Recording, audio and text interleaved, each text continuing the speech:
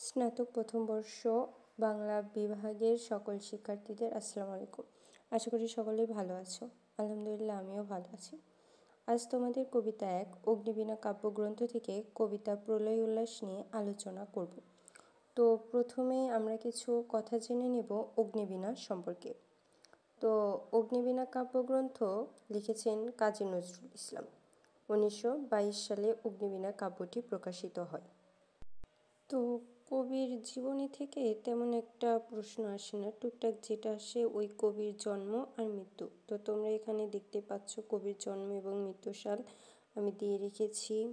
যেমন জন্ম 24শে মে 1899 খ্রিস্টাব্দ, বাংলায় 11ই জ্যৈষ্ঠ 1306 বঙ্গাব্দ, এবং মৃত্যু 29শে আগস্ট 1976 এবং বাংলায় 12ই ভাদ্র 1383 বঙ্গাব্দ। আর যদি কেউ কবি পরিচিতি পড়তে পারো তো অনেক ভালো হয়, আমি মনে করি এটা তোমার চাকরির ক্ষেত্রে বা অন্যান্য কাজেও লাগতে পারে। এবার আমরা অগ্নিবীণা সম্পর্কে জানব। অগ্নিবীণাটি 1922 সালে প্রকাশিত হয়। কাব্যটি মাত্রাবৃত্ত ছন্দে রচিত হয়েছে। উৎসর্গ করেছেন কাজী নজরুল ইসলাম শ্রী বারীন্দ্র কুমার ঘোষকে। মোট কবিতা আছে অগ্নিবীণাতে 12টি, তবে যদি আমরা উৎসর্গ কবিতাটি ধরি তবে মোট 13টি কবিতা অগ্নিবীণাতে আমরা পাবো। কিন্তু আমাদের বইয়ে যেহেতু 12টি কবিতা আছে সেহেতু আমরা 12টিই লিখব। যদি প্রশ্ন আসে অগ্নিবীণা কাব্যে মোট কতটি কবিতা আছে, তো তোমরা নিঃসন্দেহে 12টি লিখবে। আর যদি কেউ 13টি লেখো তাহলে লিখবা 12টি আছে, তবে উৎসর্গ কবিতা ধরলে 13টি হয়। এই তো আমাদের অগ্নিবীণা কাব্যগ্রন্থের সূচিপত্রে মোট 12টি কবিতাই দেওয়া আছে, কিন্তু আজ তোমাদের শুধু প্রলয় উল্লাস কবিতার উপরে ক্লাস নেব, কারণ কবিতাগুলো অনেক বড় বড়। এই তো আমাদের কবিতা প্রলয় উল্লাস। প্রথমেই আছে, তোরা সব জয়ধ্বনি কর, তোরা সব জয়ধ্বনি কর, ওই নতুনের কেতন ওরে কাল বৈশাখীর ঝড়, তোরা সব জয়ধ্বনি কর, তোরা সব জয়ধ্বনি কর।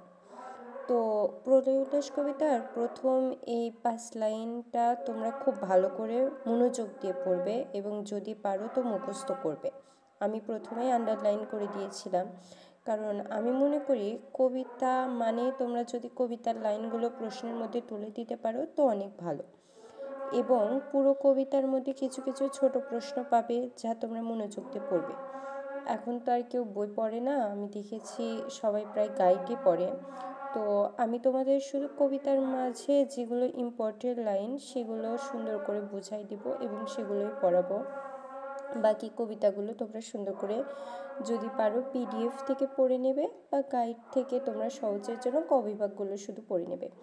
তো এখানে যে লাইনটা নিয়ে আমি আলোচনা করব সেটা হলো, তোরা সব জয়ধ্বনি কর, তোরা সব জয়ধ্বনি কর, ওই নতুনের কেতন ওরে কাল বৈশাখীর ঝড়, তোরা সব জয়ধ্বনি কর, তোরা সব জয়ধ্বনি কর।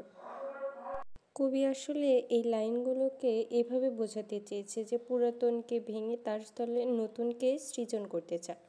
আসলে নতুনদের হাত ধরেই আমরা জানি সব কিছু সম্ভব হয়।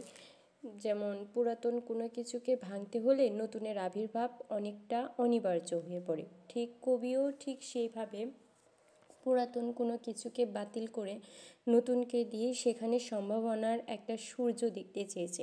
এই জন্য কবি লাইনটিতে বলেছে, ওই নতুনের কেতন ওরে কালবৈশাখীর ঝড়। নতুনকে আসলে কবি এখানে কালবৈশাখীর ঝড়ের সঙ্গে তুলনা করেছেন।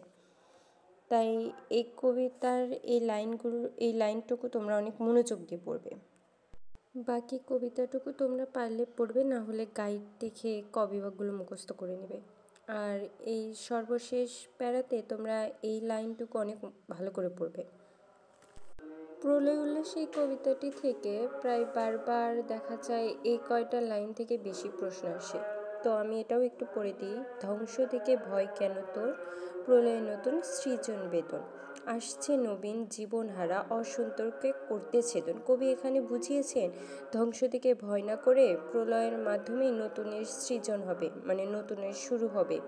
আসছে নবীন জীবনহারা অসুন্দরকে করতে ছেদন, মানে যারা নতুন আসছে তারা অসুন্দরকে ছেদন করে নতুন কিছুর আবির্ভাব করবে বা নতুন কিছুর সৃষ্টি করবে। এই সম্ভাবনা নিয়েই কবি এই কথাটি বলেছেন যে জীবনহারা, তারা জীবনের ভয় না করে অসুন্দরকে ছেদন করতে আসছে। তো আশা করি তোমরা এইভাবে পড়লে, আমি যেটুকু দেখাইলাম এইটুকু পড়লেই আশা করি তোমরা কমন পাবে। তাও যদি কারো মনে হয় যে না আপু তুমি এইটুকু একটু বুঝাই দাও বা এইটুকু করো, তোমরা ওকে সরাসরি ইনবক্স করতে পারো, আমি বলে দেবো, সমস্যা নেই। আশা করি বুঝতে